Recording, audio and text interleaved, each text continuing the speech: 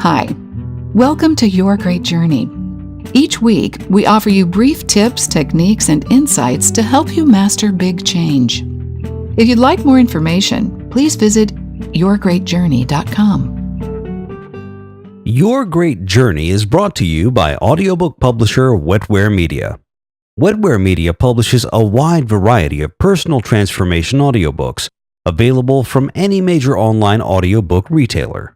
For more information, please visit wetwaremedia.com. That's wetwaremedia.com.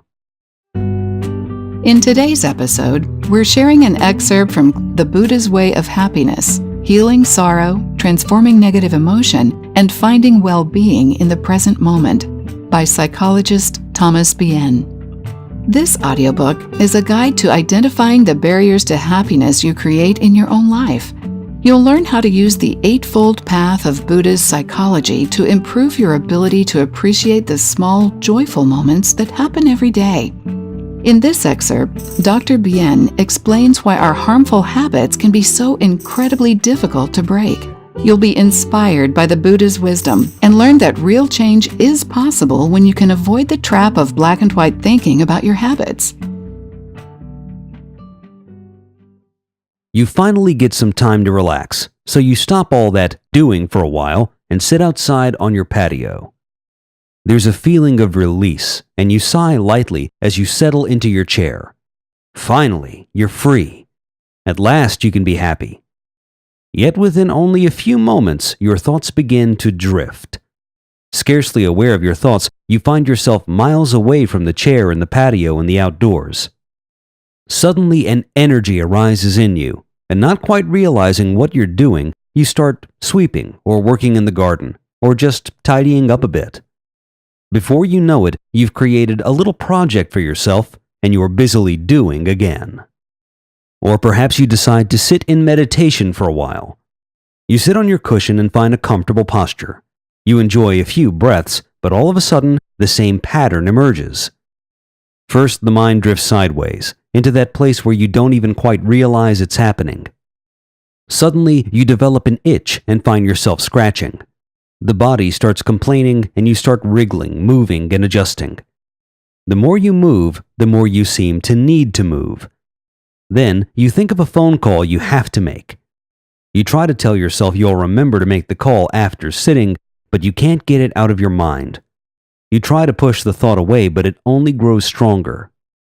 You tell yourself, "Oh, I'll just place the call and then get right back to this." You make the call, but the call stirs up other thoughts and worries, making you even more restless than before. Your body wriggles and squirms.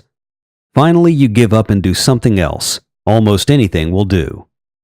When this happens, you have just suffered a close encounter with your habit energy. You're being pushed around by it, controlled like a marionette.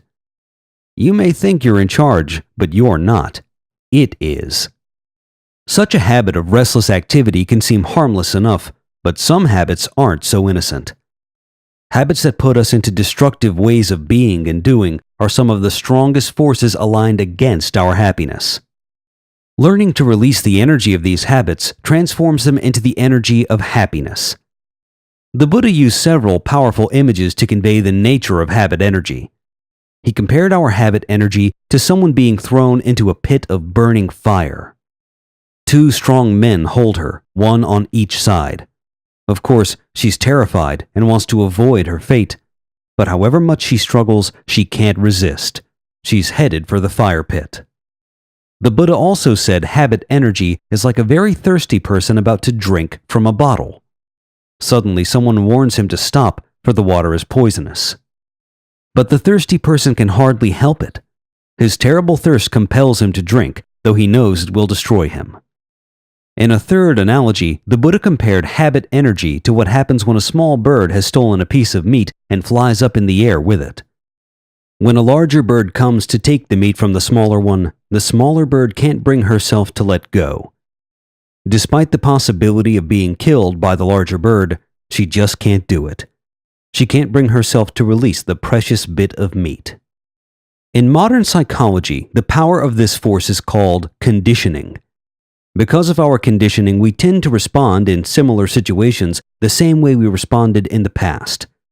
The consequences of our actions, positive or negative, determine how likely we are to do the same thing in the future. We're more likely to repeat actions with pleasing consequences and less likely to repeat actions with adverse consequences. What's more, short-term consequences exert greater control than long-term consequences. Because of this powerful force, we may know full well that we shouldn't do something because of its negative long-term consequences, but if the immediate consequences are very pleasant, it's hard to resist. Even someone with lactose intolerance can find ice cream hard to resist. We can get very trapped by our conditioning. When given a shock it can't escape, a laboratory animal placed on an electrified grid clearly displays its distress. It frantically tries to do something to escape the shock. But once it learns that nothing it does results in relief, the animal gives up. After this, even when the experimenter changes the conditions of the experiment so that only half the grid is electrified and half isn't, the animal may never learn that it can escape the shock by simply moving to the other part of the grid. It has learned to be helpless in the face of the shock and no longer seeks a solution. It no longer even tries to find an answer. Our habit energy is so strong. Though sometimes we may be able to assert our freedom and make a conscious choice, sometimes our habit energy pushes us around ruthlessly and irresistibly. Habit energy can be much stronger than our intention to change, making us feel helpless. It seems as if we can do nothing but continue in our destructive, unhappy patterns. If we appreciate the power of the force of conditioning, we won't treat ourselves harshly. Doing so only adds more flames to the fire pit, more insatiability to our thirst, more of a tendency to cling in spite of the danger. Instead, if we clearly see the powerful grip of these factors, we can learn to allow compassion to rise within us, both for ourselves and for others who are caught in their own conditioning. Happiness arises out of kindness, not struggle or harshness. New Year's resolutions. Sometimes we use the occasion of New Year's Day to prod ourselves to change. We will exercise, eat more healthfully, lose weight, stop smoking, and so on.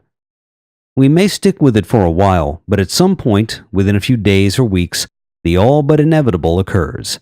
We go back to our old ways. This vicious cycle can happen not only on an annual, but also on a seasonal or even a daily basis. Someone tells herself in April, "I have to lose weight before swimsuit season arrives," but once again finds this difficult to do. Or someone tells himself every morning, "Today I'm going to the gym after work," but finds that as the stresses of the day wear on him, he can hardly help himself. Once again, he finds himself sitting in front of the television rather than working out. We get caught in perfectionistic and absolutist approaches. We impose rules on ourselves, such as, "I will exercise every day." But once we violate the rule, we feel helpless. We become like the animal on the electrified grid. Seeing no way to change, we give up altogether. In the psychology of addictive behavior, giving up after failing to adhere to an absolute rule is a well-known phenomenon called the abstinence violation effect. It concerns an addicted person's tendency to give up after even a single violation of the rule of total abstinence. This is why the alcoholic who slips up once tells herself, "It's hopeless. I'll never be able to change." She gives up. When the next drink is offered, she tells herself, "Oh, what the heck, I've already blown it anyway," and goes on drinking. Black and white thinking and perfectionism undermine our efforts to change. If the habit energy is weak, we may simply have the insight that a certain behavior isn't conducive to our well-being, and then just change it. But if the habit energy is strong, we must somehow persist in trying to change, even in the face of setbacks and backsliding, without trivializing them, but also without permitting them to become an invitation to hopelessness or despair. Hopelessness and despair are not only very painful, but also excuse us from further effort.